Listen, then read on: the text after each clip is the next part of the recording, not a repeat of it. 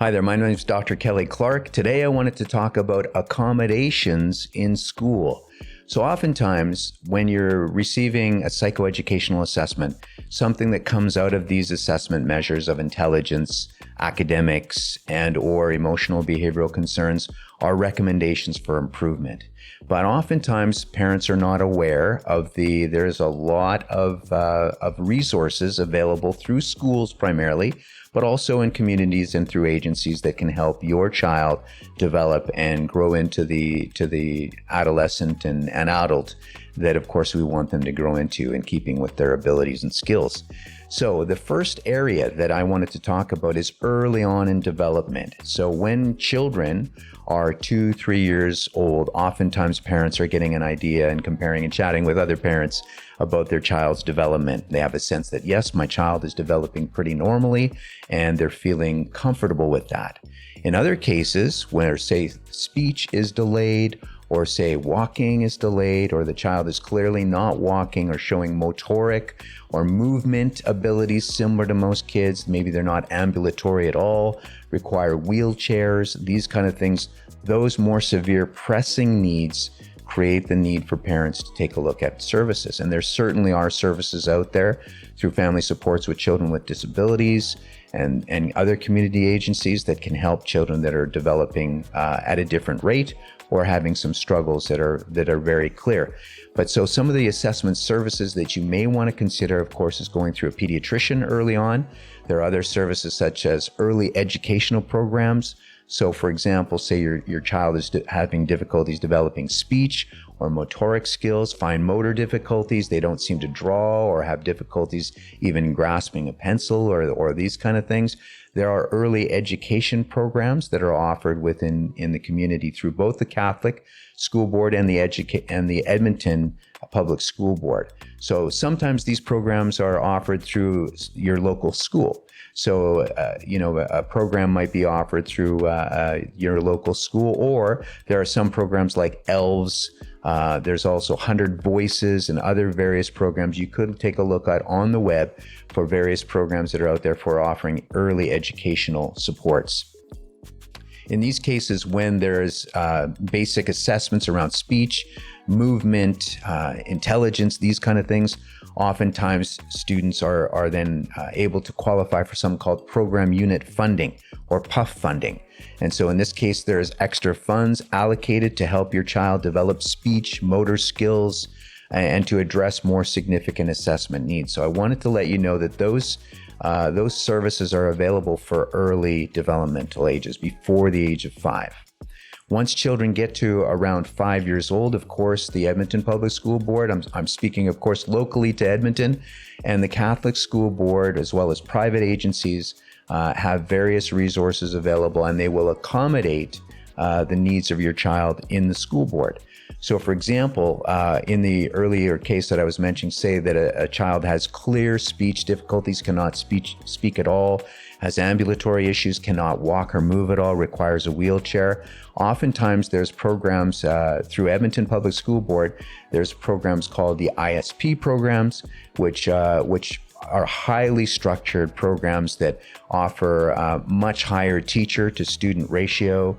These are teachers that are trained in even helping to feed the children, helping them move and developing very basic cognitive skills, academic skills, even basic speech, often involved is speech or occupational therapy. So these ISP programs are very intensive, highly structured programs.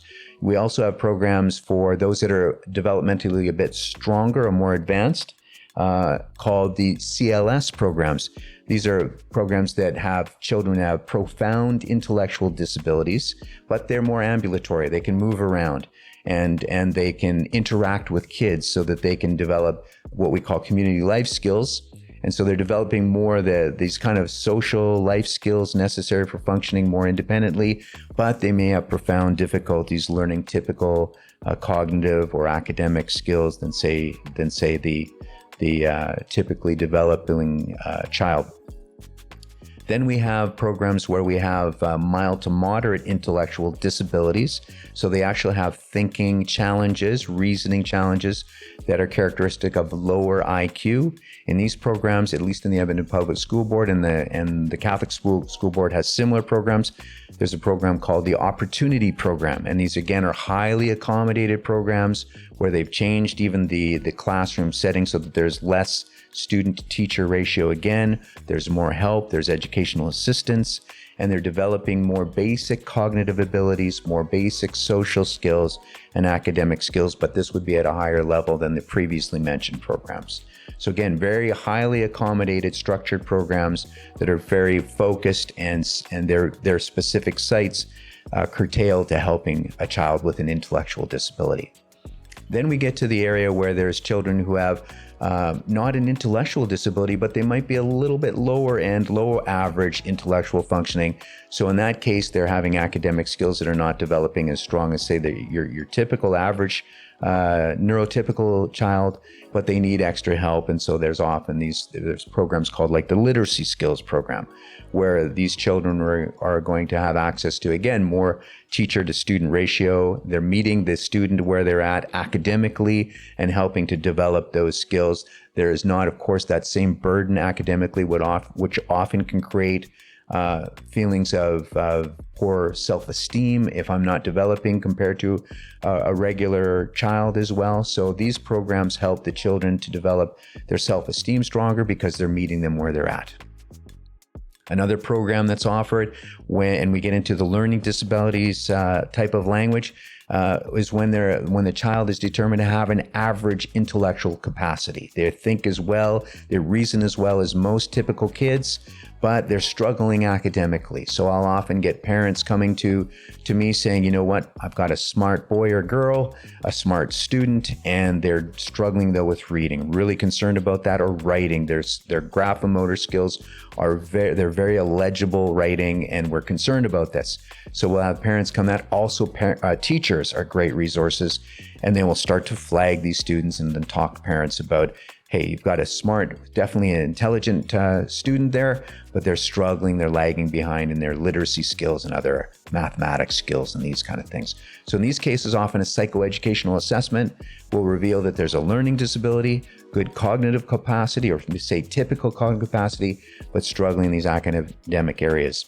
In these cases, with all of the kids that I've talked about, school programs will develop what we call an individual program plan. So once it's determined that there's some challenges in these areas, now the school personnel and the teacher design a program plan that individually meets the needs of the child where they're at. So in the case of a learning disability, the child is now put in, say, sometimes a regular academic program, but they're given curtailed or modified educational curriculum. And they're provided extra help in the classroom. And that's put in an IPP that they'll get that specific help. Often it needs to be documented, though, through a psychoeducational assessment that this difficulty is there for them to be meriting or warranting that extra help. And then there are specific sites as well. There are like the Academy of King Edward here in Edmonton, which is a school completely set up for kids who have learning disabilities. So again, one of the benefits is all these kids are learning kind of at the same pace, even though they have regular or typical intelligence, and they don't suffer that same self-esteem as they're looking over at their friend who's getting the math or the reading or the writing at a much quicker pace. Now they're with kids that are having the same difficulties. They feel better about themselves, and they're getting the accommodations and the support they need in the classroom. As children move through schooling, and so these programs are also called, where there's a learning disability strategies program in some cases. As they move through elementary and junior high school, many parents will, of course, be versed on what the programming is out there, and they realize there are accommodations, but it changes in high school. So say, for example, if a student had lower intellectual abilities, there's programs called, like, for example, the Knowledge and Employability Program, which focuses more on life skills, career skills, independence skills as they move and transition into adulthood, and less on academic skills. So these are kids that have been diagnosed, say, with an intellectual disability, and they're struggling and their academic skills are lower. So again, meeting the student where they're at and actually having a program that accommodates and meets their needs at their level. Many of us might be aware of, the academic stream, which in Edmonton, the Edmonton area, is called the -1 level program. And in these cases, they're in the regular academic programming. So these are kids that are typically would go on to, university or to NAIT or trade schools.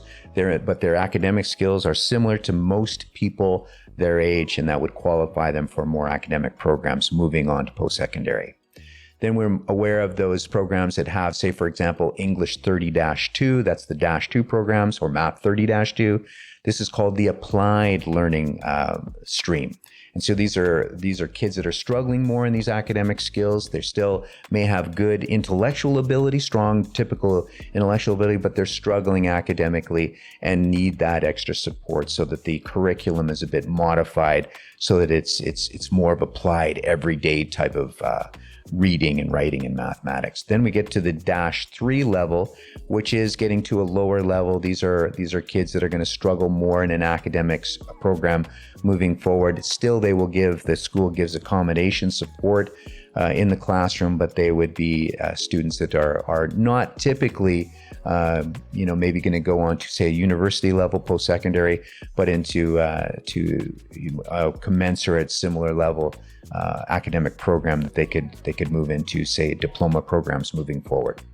So in all of these cases, there are accommodations and IPPs, individual program plans, that would be carried through right from kindergarten through grade 12. It's often a good idea, if your child has had some learning challenges all the way, to have a recent psychoeducational assessment completed before they move on to post-secondary studies. Because another benefit moving forward, and of course one of the benefits nowadays, because of the more information we have, is that students need continued support going into university, trade programs, NAIT, these diploma programs, and various other schools such as Northwest College that offer nursing and various professional diploma and programs necessary for working. So in these programs, often there are many accommodations, such as having more time on tests, preferential seating, the provision of notes before class. And these, by the way, are things provided to kids going through school as well. Preferential seating, adult coaching, movement breaks. These kind of things are accommodations provided in schools all the way through.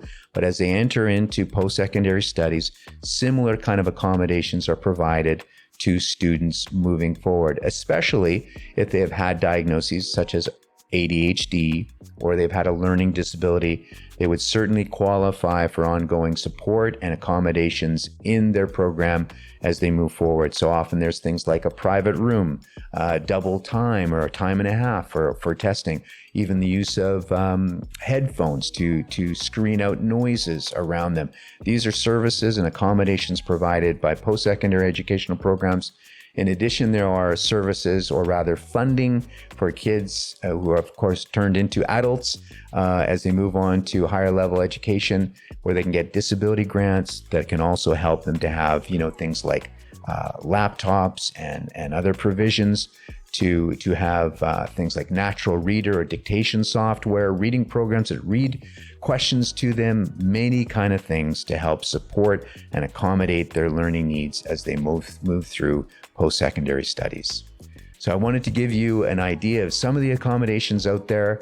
Hopefully this is helpful, but if you would like more information, feel free to contact me or other psychologists at clarkepsychologicalservices.com. Thank you.